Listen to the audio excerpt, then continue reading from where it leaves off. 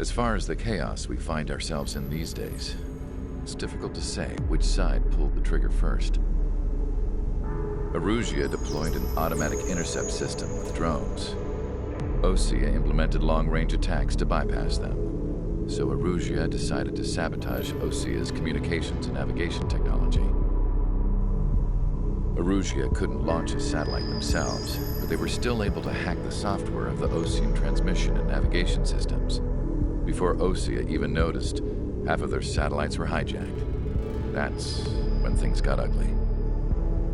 In an attempt to knock out each other's capabilities, both forces launched fighters loaded with anti-satellite missiles at the same time. Only military satellites were targeted. However, their destruction created a debris field in orbit, which wiped out scores of other satellites, both private and government-owned. What kept the world relatively sane up to that point had been free-flowing data and information. But now, those were gone. All that remained was chaos and confusion. Government and civilian broadcasts and transmissions were cut off. The flow of information had ceased. Forces on both sides of the conflict now found themselves unable to communicate with their superiors. Many of the smaller countries annexed by Erusia and yearning for their independence seized the opportunity and started their own uprisings. As for why some of Osea's military decided to break off from the main force and continue on their own, I have no idea. Perhaps there was some sort of dispute over the chain of command. The continent that had once seen wars that were only fought between Osea and Erusia was now full of numerous conflicts between rival leaders vying for power. Insurgencies were everywhere. I even heard a rumor that a group of Osean convicts had rebelled. Rumors. It never ceased to amaze me that even at a crazy time like this, something as trivial as a rumor could find its way here. Communications from corporate were cut off. Apparently, the entire computer network was down. It was a wise decision to make our drones autonomous with AI instead of being radio-controlled. Wise and forward-thinking. Even with their GPS offline, they can still use their sensors to navigate as long as they're working properly. I'm sure the drones are still working perfectly, following their mission orders to the letter. I wish I could upload Mihai's new data to them. But without a connection, I can't upload the software to the active drones. The new ones we're making, though, there should still be enough time to upgrade those before they're activated. I'll be taking the data I've acquired away from the front lines now. Oh, and I'll be taking the girls, too. I told my assistant Masa it was time to get Mihai's granddaughters ready to leave here. She's not much older than the girls, but she has a way about her, and I'm sure she won't have any trouble with them. I saw a plane flying off in the distance. I imagine it was looking for a safer place.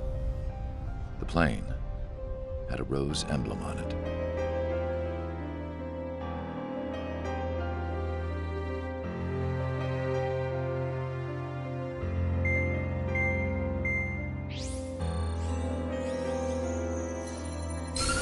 Erusia's communication networks have been down since their satellites were destroyed. Unfortunately, we are experiencing trouble too. All of Usia has been affected, and we don't know when things will be back up and running. We're not even sure if this is Erusia's doing. Still, we will follow the strategy that was originally planned, and move on to the next operation after liberating Farbanti. Let's get to it. Since the war began, we've been receiving communications in secret from an officer in the Erusian army. With the capital under our control, Erusia's radical element is losing support quickly, affecting the balance of power. HQ is thinking of using the military officer as a way to gain leverage to settle peace negotiations. The officer is currently hiding in the outskirts of Anchorhead Bay, having joined up with support dispatched from the Osean army. The plan is that they'll take a standard vehicle to a rendezvous point at a harbor in the east part of the city, where a helicopter will be waiting. I would like the new Strider Squadron to provide escort for the officer. Cyclops will remain at the base on standby to serve as defense. With the communication network currently down in the capital, I very much doubt Arusea will be able to mount a regimented counterattack. However, it is likely that Arusea's intelligence department and the remaining forces who are aware of the officer's movements will interfere. Keep a close eye on the officer and make sure he stays safe. Our victory in Farbanti has given us a golden opportunity to finally end this war. Be safe out there. Take note that our satellite-based IFF has become unreliable following the recent communications failure. As such, target ID will be done by processing the images from the infrared cameras on your aircraft. Objects will initially appear as unknown on your HUDs, but will be ID'd once you close in on them for a set period of time.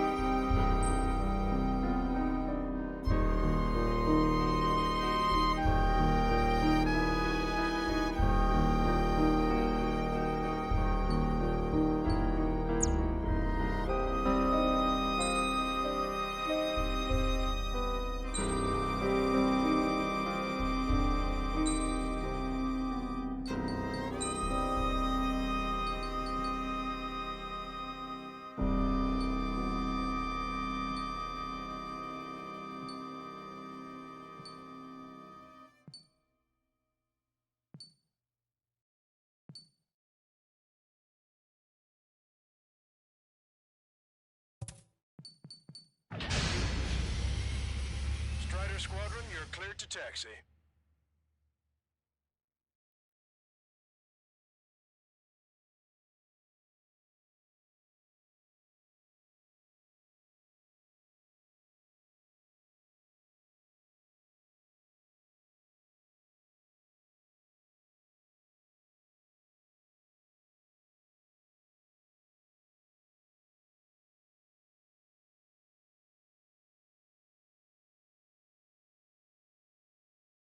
To the unidentified Ocean craft, this is Captain Carl of the Ocean Army. Are you here for the escort? You're not the squadron I was expecting. Are you really friendlies? Over. This is Longcaster. Airborne warning and control system for the Ocean Long-Range Strategic Strike Group. Captain Carl, they're on our side. And those two pilots we've heard about must be here too. Okay, I hope you're right. Longcaster, are all of these really unknowns? It's a state of civil war. The Erusian army is fighting itself. There's no guarantee the Oceans will shoot us in this confusion. Caution.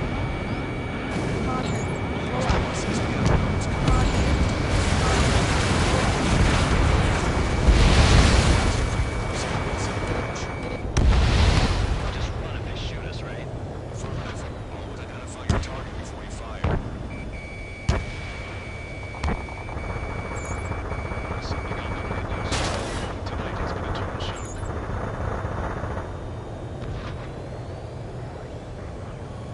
The city under martial law. Gunfire and the roar of jets echoing through the streets. Give me Strider Squadron's IDs. Oh, and hand me that sandwich. Caution alert. Return to operation. Caution alert. Caution alert. Caution alert.